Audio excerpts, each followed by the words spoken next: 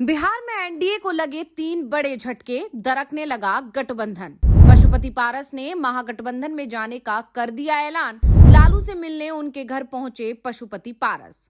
मांझी कर रहे हैं बीजेपी को औकात दिखाने की बात। बिहार में विधानसभा चुनाव 2025 जैसे जैसे करीब आ रहा है, गठबंधन की राजनीति में दरार दिखने लगी है। एक तरफ राहुल गांधी पटना पहुंचे और वहां उन्होंने इंडिया गठबंधन की एकता को और मजबूत कड़ी में पिरो दिया, तो दूसरी तरफ एनडीए में भी सेंधमारी कराए, जिसका असर दूसरे दिन ही दिखाई देना शुरू हो गया। अब एनडीए में बगावत हो गई है। पशुपति पारस ने साफ कर दिया है कि वो महागठबंधन में शामिल हो रहे हैं। वो लालू यादव से मिलने उनके आवास पर पहुंच गए, साथ में अपने भतीजे और पूर्व सांसद प्रिंस पासवान को भी लेते गए। लालू ने भी पशुपति को निराश नहीं किया है। कहा जा रहा है कि सही मौका आने पर पशुपति पारस को एनडीए में शामिल किए जाने का औपचारिक ऐलान कर दिया जाएगा। वैसे जब राहुल गांधी 18 जनवरी को पटना आए थे, तो पशुपति पारस को लेकर भी लालू ने राहुल गांधी से बात की थी और ये तय हो गया था कि उन्हें इंडिया गठबंधन में शामिल किया जाएगा। दूसरी तरफ पशुपति पारस के लिए विकल्प ज्यादा नहीं बचे हैं। एनडीए में होते हुए भी उनके साथ गैरों जैसा बर्ताव किया जा रहा है। एनडीए की बैठक में उन्हें बुलाया ही नहीं जा रहा है। लोकसभा चुनाव में उनके पास 5 सांसद थे, लेकिन एनडीए में उन्हें एक भी सीट नहीं दी थी। और विधानसभा चुनाव में भले ही पशुपति पारस को बीजेपी हाईकमान की तरफ से आश्वासन दिया जा रहा था, लेकिन पारस समझ चुके थे कि बीजेपी के आश्वासन पर अगर भरोसा किया जाएगा तो सिर्फ धोखा ही मिलना है। इसलिए उन्होंने विधानसभा चुनाव के ऐलान से पहले ही पाला बदलने की तैयारी कर ली। तो आज हम एनडीए में लगने वाले बड़े झटकों को लेकर अपनी इस वीडियो में करने जा रहे हैं बात, तो वीडियो को आखिर तक जरूर देखें। बिहार की सियासत में दही चूड़ा आयोजन में जमकर सियासत होती है। ऐसा माना जाता है कि चुनावी साल में दही चूड़ा हो और कोई सियासी उलटफेर ना हो, ऐसा बिहार में होता नहीं है। पिछले साल लोकसभा चुनाव था, तो दही चूड़ा के बाद बिहार की सरकार पलट गई थी। नीतीश कुमार महागठबंधन छोड़कर एनडीए के साथ आ गए थे, तो इस बार दही चूड़ा भोज के बाद एनडीए से आरएलजेपी महागठबंधन में जाती दिखाई दे रही है।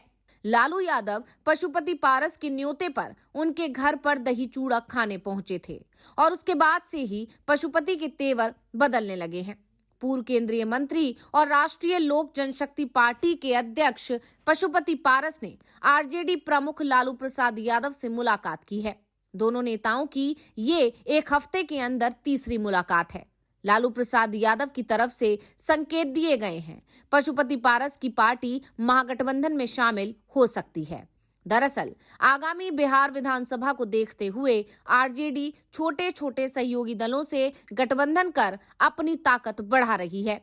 लालू से मुलाकात के बाद पशुपति पारस कई सवालों को नजरअंदाज करते दिख रहे थे। बता दें कि पशुपति पारस ने 15 जनवरी को पटना में दही चूड़ा भोज का आयोजन किया था, जिसमें शामिल होने राष्ट्रीय जनता दल के प्रमुख लालू यादव भी उनके घर पहुंचे।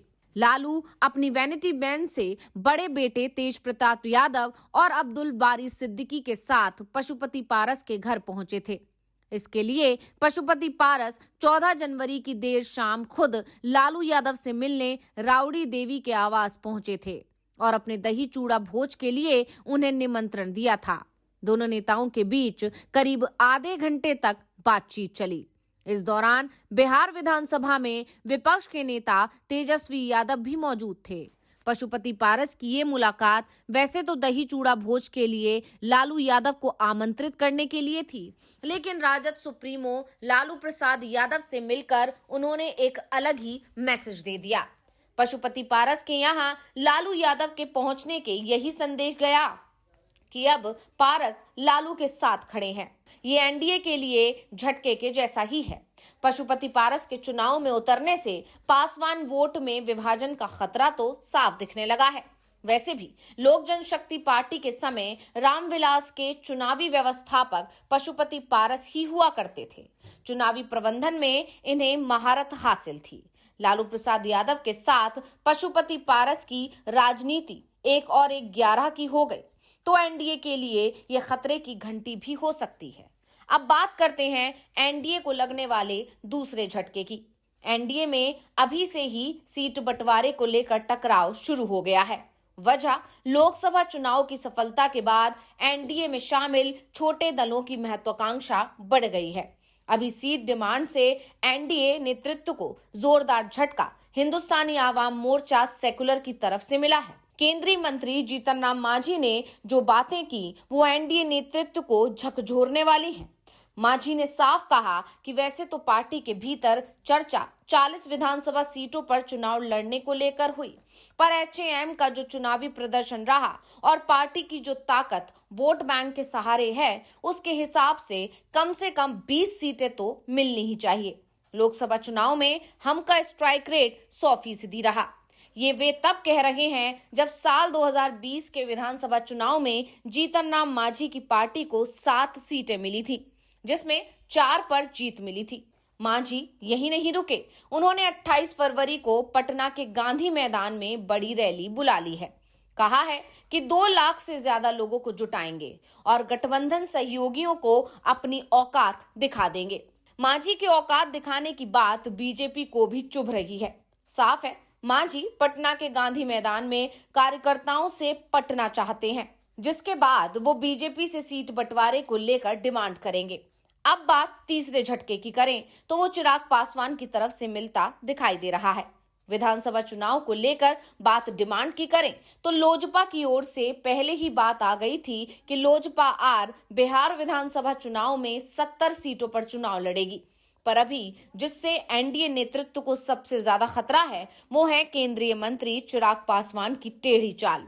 चिराग पासवान ने सब कुछ जानते हुए कुख्यात रईस ब्रदर्स को पार्टी की सदस्यता दे दी। जानकारों का कहना है कि उनका ये कदम एनडीए की छवि को डैमेज कर गया। जेडीयू के रणनीतिकारों को ये बात तब और बुरी लगी जब उन्हें मालूम हुआ कि चिराग पासवान ने उस रईस खान ब्रदर को पार्टी में शामिल कराया जिसे नीतीश कुमार ने जेडीयू में नहीं आने दिया था। दरअसल ये कहा जा रहा है कि लोकसभा चुनाव से ही रईस ब्रदर्स जेडीयू में शामिल होने की कोशिश कर रहे थे, लेकिन नीतीश कुमार ने वीटो लगा दिया। वैसे भी जेडीयू में नीतीश कुमार ही सर्वे सर्वा हैं और जब उन्होंने वीटो लगाया तो रईस ब्रदर्स की एंट्री रुक गई। बीजेपी भी रईस ब्रदर्स के एलजेपीआर में शामिल होने से नाराज दिख रही है, लेकिन चिराग पासवान ने ना तो नीतीश की चिंता की और ना ही बीजेपी की। खुद की पार्टी को मजबूत करने के नाम पर उन्होंने रईस ब्रदर्स को एलजेपीआर में जगह दे दी है और अब उनके लिए विधानसभा सीट पर भी दावेदारी जता रहे हैं, जिसके बाद एनडीए के अंदर टेंशन बढ़ती जा रही है। ऐसे में एक बात तय मानी जा रही है कि विधानसभा चुनाव से पहले एनडीए टूट भी सकता है। वैसे इसकी शुरुआत पशुपति पारस की बगावत ने कर भी दी है। तो रिपोर्ट आपको कैसी लगी हमें कमेंट करके अपनी राय जरूर दीजिएगा। इसी के साथ वीडियो को लाइक करें, वीडियो को शेयर करें और चैनल को सब्सक्राइब करना ना भूलें।